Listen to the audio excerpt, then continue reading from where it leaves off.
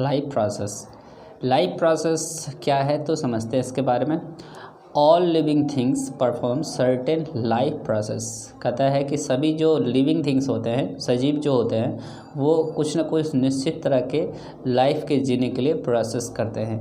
तो वो कौन कौन से प्रोसेस है? एक तो है ग्रोथ, और ग्रोथ को यहाँ पे ग्रोथ का अर्थ है न्यूट्रिशन। ओके, ग्रोथ यहाँ पे दिया गया है, इसका अर्थ है न्यूट्रिशन। उसके बाद एक्सक्रेशन, रेस्पिरेशन एंड सर्कुलेशन।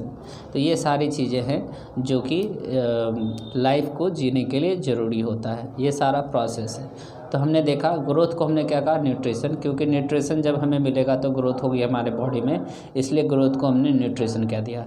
चलो नेक्स्ट है आपका एक्सक्रेशन। एक्सक्रेशन क्या है? एक्सक्रेशन जो भी ऐसी चीज़ें जो फालतू चीज़ें हमारे बॉडी के अंदर बनती है, वेस्ट मटेरियल, उसे हम एक्सक्रेट करते हैं। उसके लिए कुछ पार्टिकुलर सिस्टम होते हैं, तो इसके हमें बॉडी के इस पार्ट को पढ़ना होता है।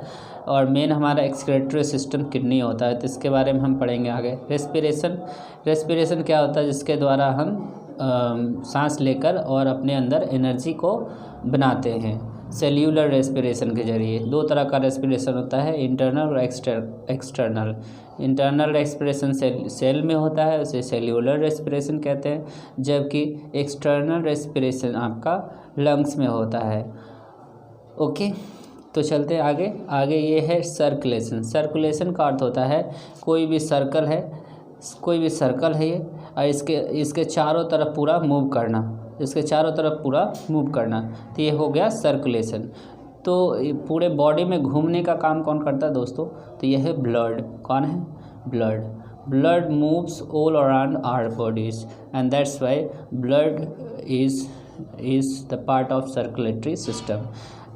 ओके, चलो अब समझते हैं लाइफ प्रोसेस क्या होता है। All the process like respiration, digestion, which together keep the living organism alive and perform the job of the body maintenance, are called life process. इस न्यूट्रिशन जो हम इस चैप्टर में पढ़ेंगे, फिर आपका होगा रेस्पिरेशन, फिर आपका होगा सर्कुलेशन, ओके, और फिर आपका होगा एक्सक्रेशन।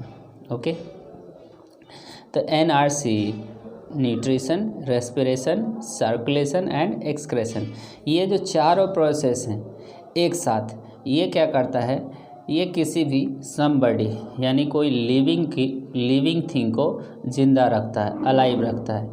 तो ये सारे जो अलाइव रखने के लिए कुछ परफॉर्म करते हैं, कुछ समथिंग टास्क को परफॉर्म करते हैं। That task is done for body maintenance. Body के मेंटेनेंस के लिए ये टास्क करते हैं। तो इन सारे टास्क को लाइफ प्रोसेस कहते हैं। आई होप गाइस ये बातें आपको समझ में आ गई होगी। Nutrition, respiration, circulation and excretion, ये चारों जब एक साथ परफॉर्म करते हैं तो ये बॉडी के मेंटेनेंस के लिए काम करते हैं, और इन सारे चीज़ों को एक साथ लाइफ प्रोसेस कहा जाता है। चलो आगे सीखते हैं।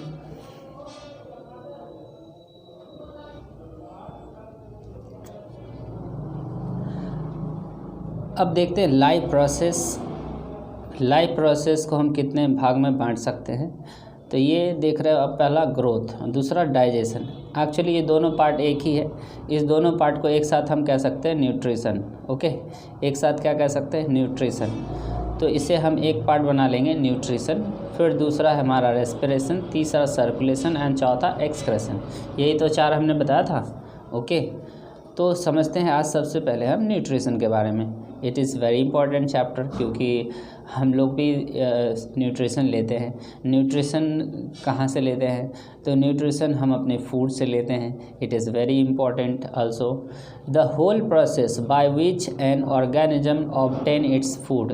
तो फूड को लेने का होल प्रोसेस जो कहलाता है वो न्यूट्रिशन कहलाता है। फूड को बॉडी के अंदर सेल तक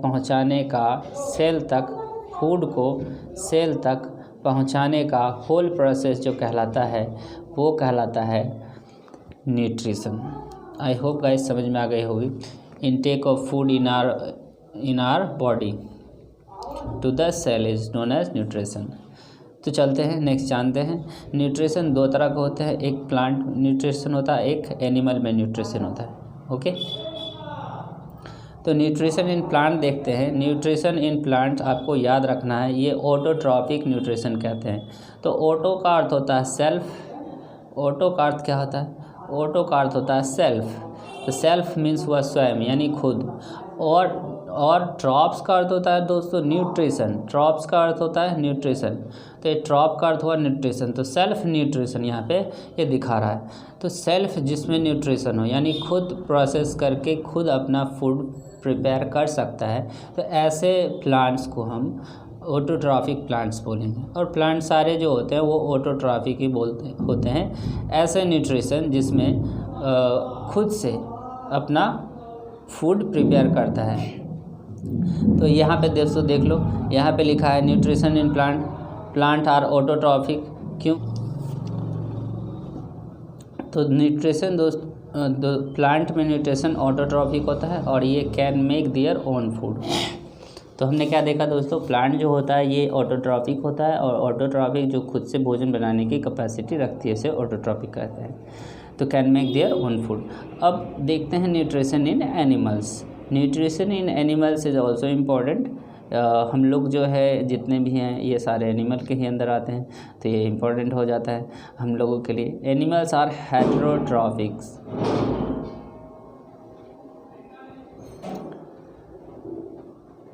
तो एनिमल्स आर हेटेरोट्रॉफिक। तो hetero means others and troph means nutrition. तो जो दूसरे पे डिपेंड हो, जो दूसरे पे डिपेंड हो उसे हम कहेंगे हेटेरोट्रॉफिक। तो यहाँ पे दोस्तों देख सकते हो डिपेंड ऑन प्लांट्स और other animals for their food. तो समझ में आ गया? चलो आगे चलते हैं। आपसे क्वेश्चन यहाँ पे बनेगा कि ऑटोट्रॉफिक न्यूट्रिशन किस में होता है, तो आपको याद रखना है प्लांट में होता है। ओके, हेटेरोट्रॉफिक किस में होता है, तो एनिमल्स में होता है। ओके, चलो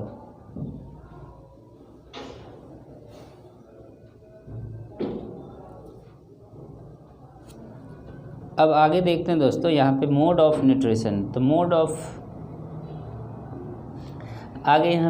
न्यूट्रिशन है। तो इस मोड ऑफ न्यूट्रिशन में ये दो तरह के मोड ऑफ न्यूट्रिशन होते हैं। एक होता है ऑटोट्रॉफिक, अभी हमने बताया, एक होता है हेटेरोट्रॉफिक।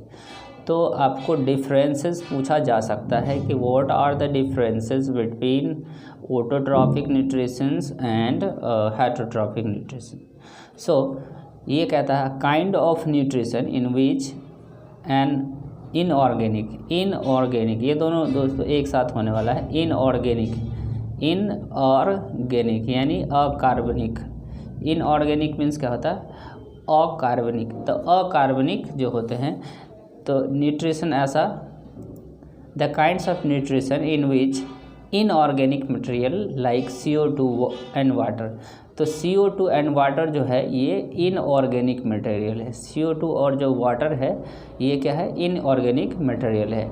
और इसको यूज़ करके प्लस में सनलाइट और क्लोरोफिल का यूज़ करके ये बना लेता है ग्लूकोज। क्या बना लेता है, ग्लूकोज, C6H12O6। ओके, ये बना लेता है ग्लूकोज। क्या बना लेता है, ग्लूकोज बना लेता है। ठीक है, तो इस ग्लूकोज बना लेता है। तो इस प्रोसेस को फोटोसिंथेसिस कहते हैं। तो इसमें क्या करता है, ये जो CO2 और H2O यानी वाटर है, ये कहता है कि इनऑर्गेनिक मटेरियल। तो पूछेगा कि फोटोसिंथेसिस में इनऑर्गेनिक मटेरियल कौन सा है, तो इनऑर्गेनिक मटेरियल CO2 और H2O को कहते हैं। अब ऑर्गेनिक मटेरियल कौन सा है, तो इसका प्रोडक्ट जो होगा ग्लूकोज। कौन सा प्रोडक्ट, ग्लूकोज। तो ग्लूकोज देखो H12O6, ये क्या है, ये है आपका ऑर्गेनिक मटेरियल। ओके, तो फोटोसिंथेसिस में दो चीज़ें होती है, दो मटेरियल्स, एक ये इनऑर्गेनिक मटेरियल को कन्वर्ट कर देता है ऑर्गेनिक मटेरियल में और अपने लिए फूड बना लेता है। समझ में आई बात हो? अब देखो यहाँ क्या कह रहा है कि kinds of nutrition in which inorganic materials,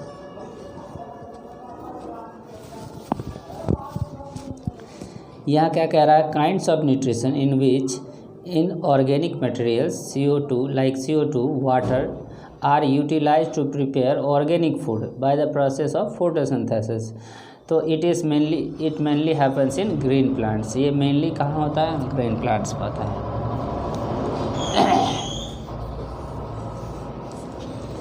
इसके बारे में हम डिटेल आगे चैप्टर में पढ़ेंगे।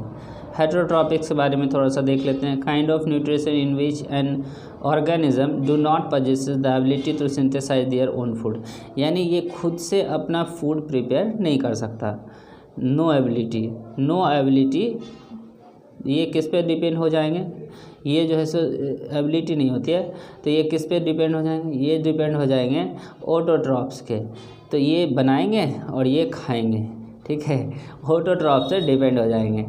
तो ये डायरेक्टली हो सकते हैं या फिर इनडायरेक्टली हो सकते हैं। तो इसे एनिमल्स और फंजाई, ये इसका एग्जाम्पल है। तो ये दोनों एग्जाम्पल आपको याद रखना है और साथ में ये चीज़ें याद रखना है। Auto means self, hetero means others. चलो तो समझते हैं ऑटोट्रॉपिक न्यूट्रिशन को। ऑटोट्रॉपिक न्यूट्रिशन जो होता है, अभी हमने बता दिया, ये ऑटो मीन्स स्वयं होता है और ट्रॉपिक मीन्स न्यूट्रिशन होता है। तो एक बार और समझते हैं इसको। The organism which carry out autotrophic nutrition are called autotrophs कहलाते हैं। जो ऑर्गेनिज्म क्या करते हैं? Carry autotrophic nutrition. कैसा न्यूट्रिशन? ऑटोट्रॉपिक। उसे क्या कहा जाता है? ऑटोट्रॉप्स कहा जाता है। जैसे कि ग्रीन प्लांट, ये तो बता ही दिया आपने। तो अब देखो ये क्या कह रहा है, यहाँ पे देखना। ऑटोट्रॉप्स क्या करते हैं? ये यूज़ करते हैं, क्या यूज़ करते हैं? तो simple organic material. Simple organic material क्या है? तो carbon dioxide and water. Carbon dioxide and water is simple organic material, और ये कन्वर्ट करता है। तो हाउ डज इट कन्वर्ट? तो ये कन्वर्ट कैसे करता है? तो ये सनलाइट और क्लोरोफिल की मदद से कन्वर्ट करता है। ओके, किसकी मदद से? Sunlight and chlorophyll. तो सिंपल ऑर्गेनिक फूड को, सिंपल इनऑर्गेनिक फूड को कन्वर्ट करता है complex high energy molecule carbohydrate. तो ये जो complex high energy carbon molecule है, ये कौन सा है? ये है आपका C6H12O6, यानी कि ग्लूकोज। समझ में आ गया ये कि ये कैसे कन्वर्ट करता है, कौन से मटेरियल को करता है और किस तरह से करता है। चलो आगे समझते हैं। और फोटोसिंथेसिस, रॉ मटेरियल्स क्या होता है? तो रॉ मटेरियल्स होता है फोटोसिंथेसिस के लिए जो जो चीज़ें यूज होगी। जैसे हमारे अगर हमें खाना बनाना होगा तो हमारे लिए भी बहुत चीज़ों की आवश्यकता होगी। ठीक उसी तरह से पेड़ पौधे जब खाना बनाएंगे तो उसके लिए भी बहुत सारी चीज़ों की आवश्यकता होगी। तो first priority is sunlight. Sunlight is the first priority. Sunlight होनी चाहिए। अगर सनलाइट नहीं होगी तो वो केमिकल रिएक्शन नहीं करेगी। अब क्या है? क्लोरोफिल क्या करती है? सनलाइट को एब्जॉर्ब करती है। पूछेगा आपको क्वेश्चन आपको पूछ सकता है कि सनलाइट एब्जॉर्ब किसके द्वारा किया जाता है? तो आपको आंसर करना है क्लोरोफिल के द्वारा। और ये क्लोरोफिल क्या करता है? केमिकल रिएक्शन करता है। ओके, अब देखो CO2 जो है, CO2 ये भी क्या है? ये भी रॉ मटेरियल्स है।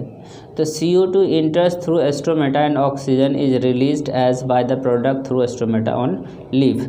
तो लीफ जो होते हैं, इस लीफ में छोटे छोटे छेद होते हैं। छोटे छोटे क्या होते हैं? छेद होते हैं।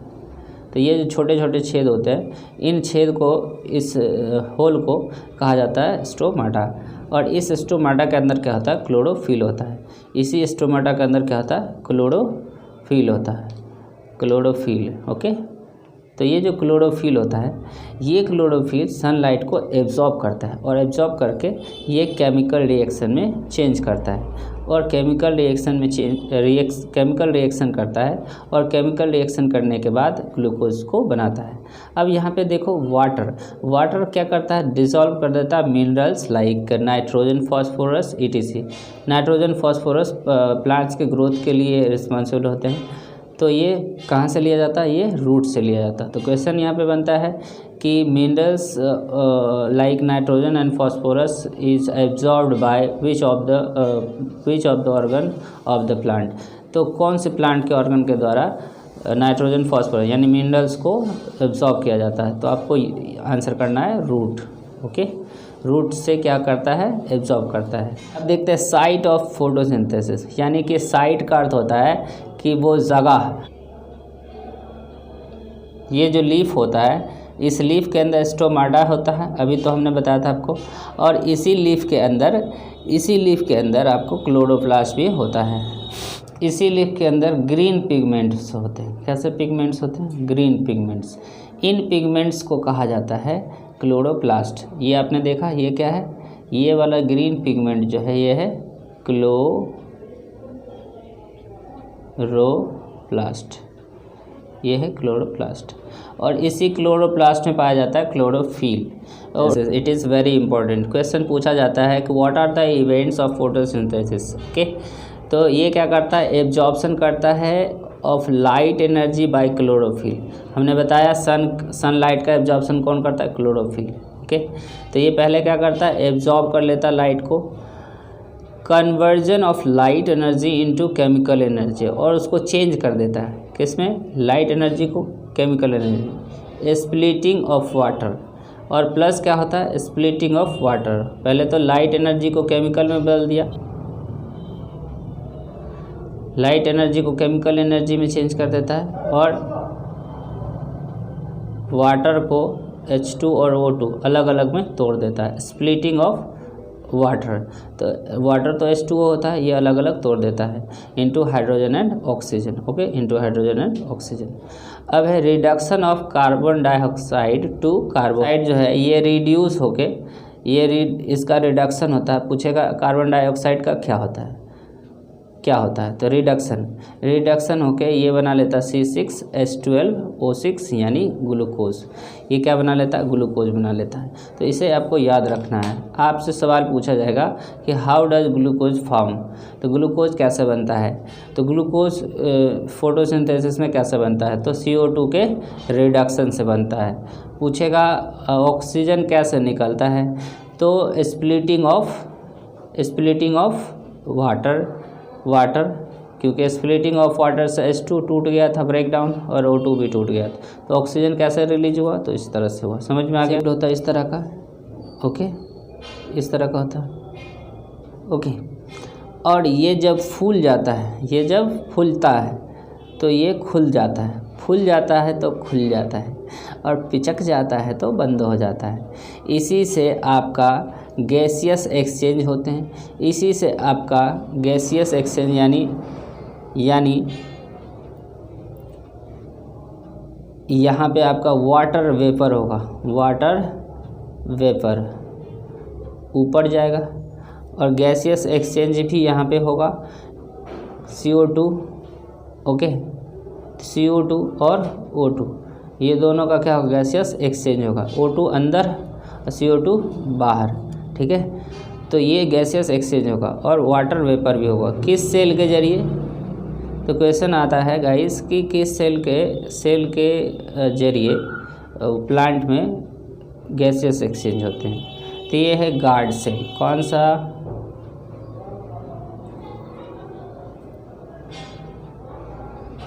गार्ड सेल के जरिए ये सारी चीज़ होती है। ओके, फंक्शन देख लेते हैं last. Exchange of gases, stomata का अभी हमने बताया। Loses large amount of water. ये आपका लीफ है, पहले लीफ देख लेते हैं। ये लीफ है। ओके, इस लीफ के अंदर पाया जाता है आपका स्टोमाटा, यानी छोटे छोटे होल्स होते हैं। इस होल्स को कहा जाता है स्टोमाटा। इस स्टोमाटा का क्या खूबी है ज़रा देख लेते हैं। अरे यार, छोटे छोटे होल्स इन लीफ में छोटे छोटे होल्स होते हैं। ओके, इन लीफ में होल को कहा जाता है, ये देखो क्या रहे, सनलाइट। अब जब लाइट इस पे पड़ेगी और यहाँ पहले से वाटर है, यहाँ पे पहले से वाटर है, तो ये वेपर बन के उड़ना स्टार्ट हो जाएगी, और इस प्रोसेस को कहा जाएगा ट्रांसपिरेशन। ये वाला जो प्रोसेस है ट्रांसपिरेशन है। वाचिंग एंड नेक्स्ट वीडियो में हम इसके आगे के बारे में चर्चा करेंगे। तो मिलता हूँ नेक्स्ट वीडियो में। Bye bye.